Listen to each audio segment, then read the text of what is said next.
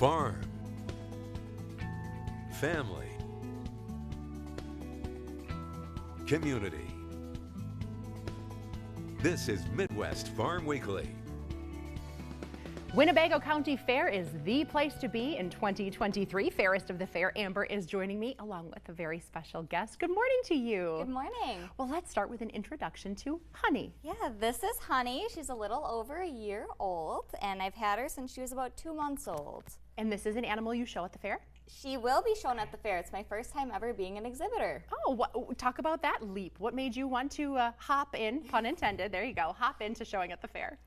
I think the experience is amazing. The fact that you get to bring animals from all over, show people how you care for them, learn more about the animal in itself.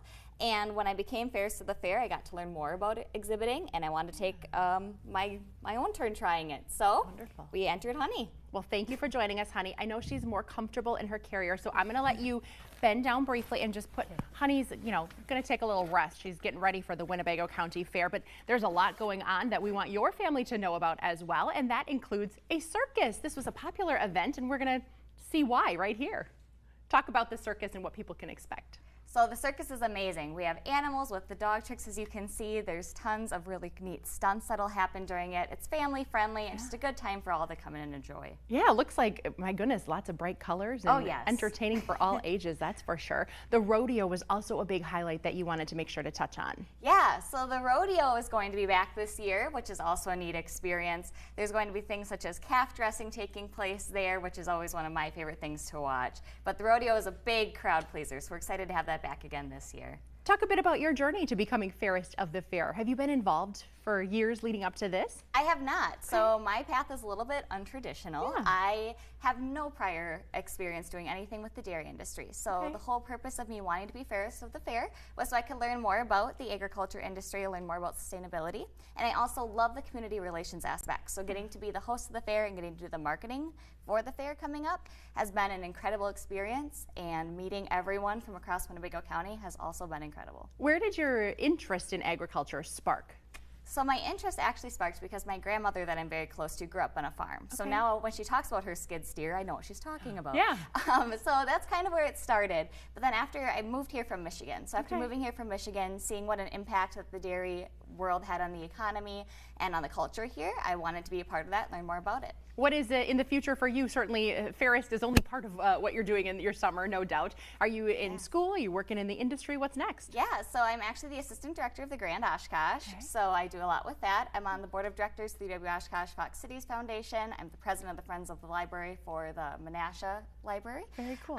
So I'm pretty involved with my community in that way. I love the diversity of your resume. That is fantastic, and we're excited that you're digging into agriculture to learn a bit more about that. The fair itself, what do we need to know if we're coming to attend? Maybe we're first timers, kind of like you. Yeah, so if you're coming to the fair, when you first get your ticket at the gate, it's going to cover your entrance into the fair. It also covers rides and any entertainment in the grandstands. So if you're interested in attending the rodeo, the demo derby, you actually don't need a separate ticket for that. So just come on in and you can join everything that we have going on. Okay, no doubt though, you have a favorite fair food from somewhere, right? Do you have something you're really looking forward to eating? I like cheesecake on a stick. Okay, she's already got her food plan set to go for Winnebago County. So if you are looking to join her in digging into all of this, come and show a little love for all of our exhibitors too, the new ones and those who've been doing it for a long time. August 2nd through the 6th, Sunnyview Expo Center in Oshkosh, Winnebago County Fair online, the place for the full schedule and also your tickets. Congratulations and thanks for sharing your story. Yeah, thank you.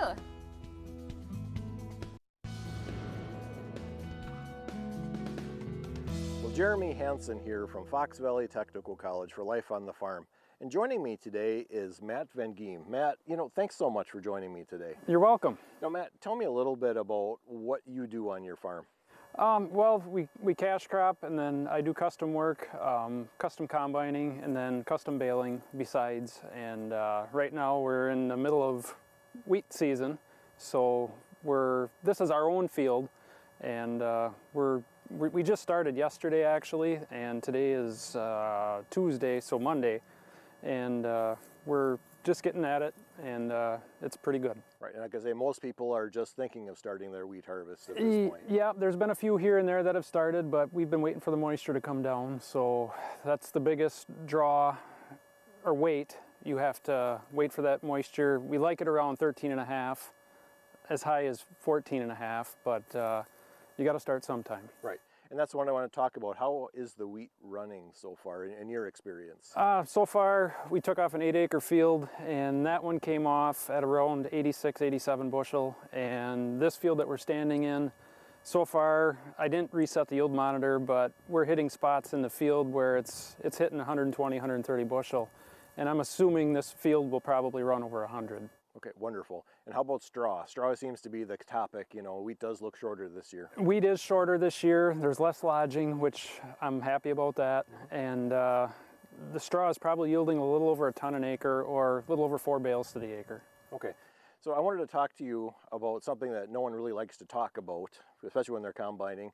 And it's a little bit about fire safety or fire prevention on these combines. You know, every year a combine seems to burn someplace. Yep.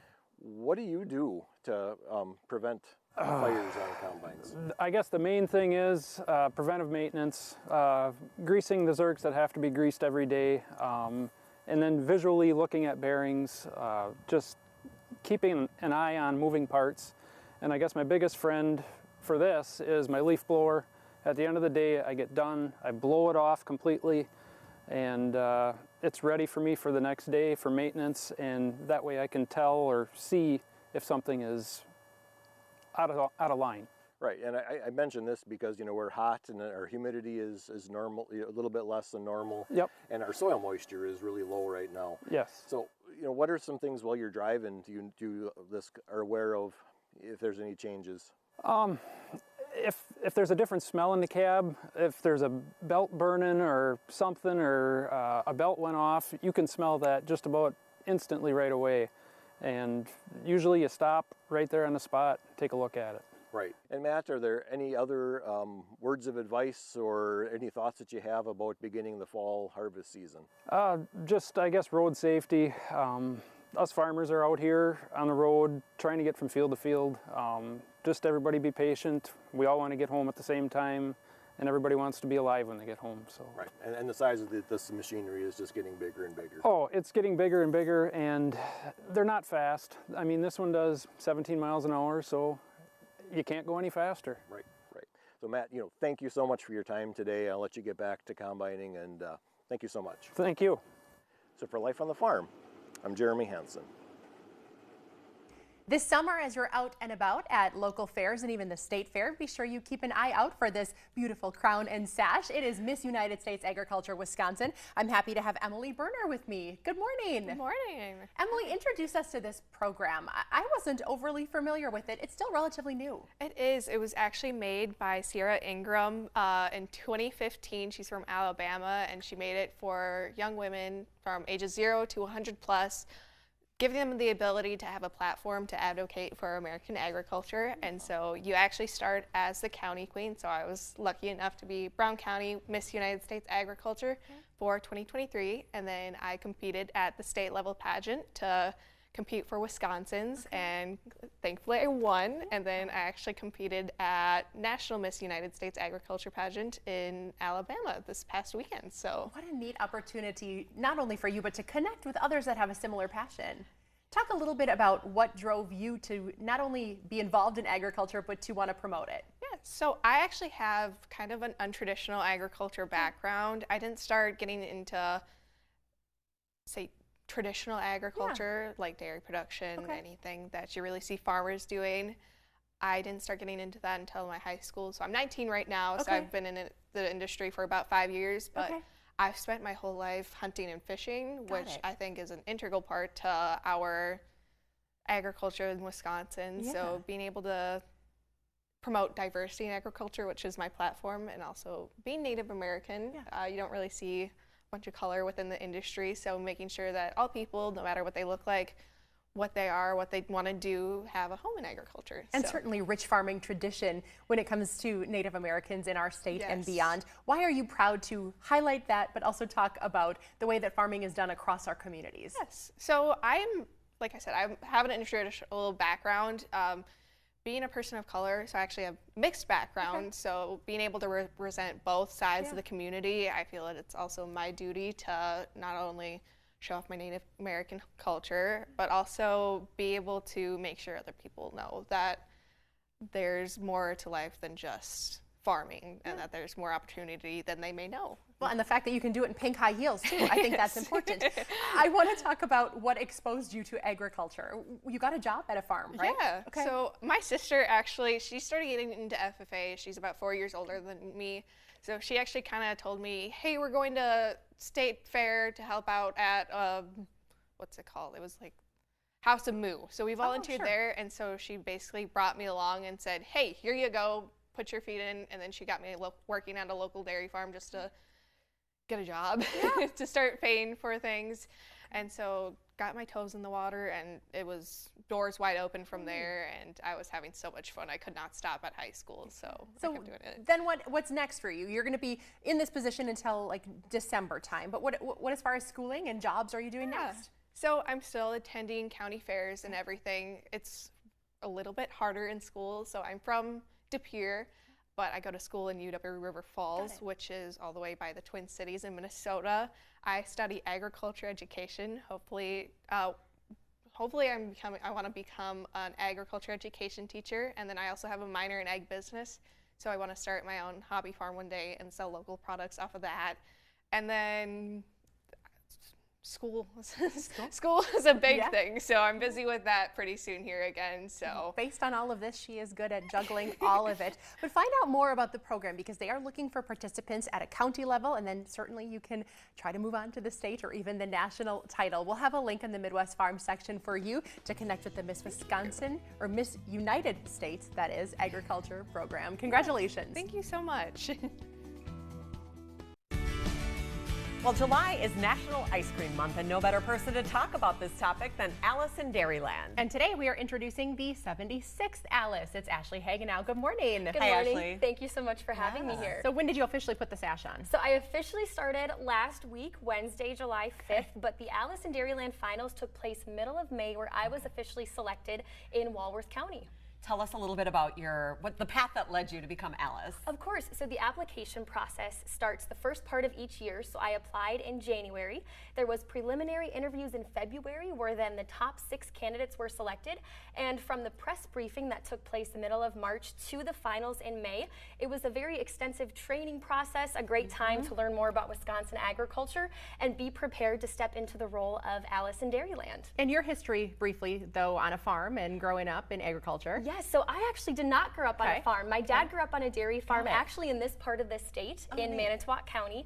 But my sister and I were very involved in 4-H and FFA, grew up north of Madison, and so involved in agriculture and enjoyed that part of growing up. Just graduated from the University of Minnesota with a degree in agricultural communication and marketing, and now I'm looking forward to the year ahead as Wisconsin's 76th Alice in Dairyland. Well, we love getting visits from Alice, especially when there are samples, which we'll get to know, in a we do minute. samples. But let's talk a little bit about why now is the perfect time to talk about ice cream and products from Wisconsin. Great question. So July is National Ice Cream Month, and certainly here in Wisconsin, we love our ice cream. And Wisconsin alone is home to over 46 dairy plants, and consumers on average eat about 12.1 pounds of ice cream per year. Oh boy. So we really love our ice cream. And what's great about ice cream and fresh frozen custard is it's accessible, affordable, and great tasting. I have here some Sassy Cow ice cream and some mascarpone cheese, which I'll talk about that we can use in a recipe. Cheese made into ice cream. Yes, what else would you expect in I America's know, but I'm a Dairyland? little skeptical. But mascarpone is a sweet cheese. It is. So the recipe I have today is salty vanilla, no churn mascarpone ice cream. Okay. So mascarpone That's cheese. We're gonna try it. Yes, there's some samples for you to try. So the mascarpone cheese is very sweet and decadent, kind of like a cream cheese. And also in this recipe is sweetened condensed milk, heavy whipping cream, vanilla, and salt. That is so good. It's and pretty so decadent. easy, right? Yes, it's Do we so just mix easy. it all together and put it in the freezer? Pretty much, that's all you have to do is whip all the ingredients together, put it in the freezer, and about 10 minutes before you're ready to serve, you can go ahead and enjoy it. It's very I'm just going to keep going. It is. Ooh, that is we thought delicious. it would make like a good frosting too, Yeah. or like a dip for graham crackers or something. Oh, It's very strawberries. versatile. Yep. All right, I know where I'm headed. Okay, if you want more information about celebrating National Ice Cream Month or follow along with all of Ashley's adventures, you can do that at wisconsindairy.org or connect with her at AliceInDairyland.com. Highly recommend. Thank you. Thank you so much.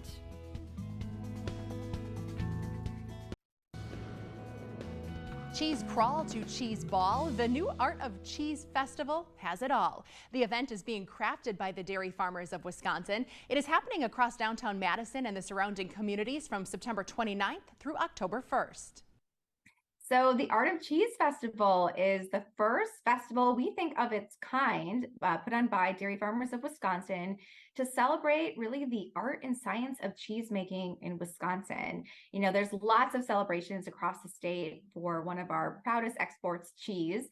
But we really wanted to create a destination festival for people who are just obsessed about cheese, people who just want a chance to get behind the scenes and meet the makers and see the farms and see the creameries and really get an inside look at what makes Wisconsin cheese so special.